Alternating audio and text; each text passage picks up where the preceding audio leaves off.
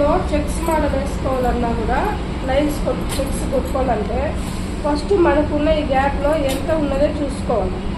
ఈ గ్యాప్లో ఎంత ఉన్నదో చూసుకొని 7:30 ఉంది. ఈ 7:30లో సగము 4:30 కన్నా కొంచెం పైకి ఉంది. సో అక్కడికి సెంటరు మార్కింగ్ చేసుకోవాలి.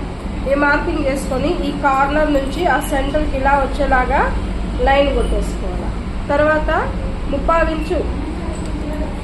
ఇంచు గ్యాప్తో బాక్స్ కావాలి కాబట్టి ఆ 30 ఇంచు వచ్చేలాగా ఇలా మార్కింగ్ వేసేసుకొని దాన్ని ఇలా లైన్స్ కొట్టుకోవాలి.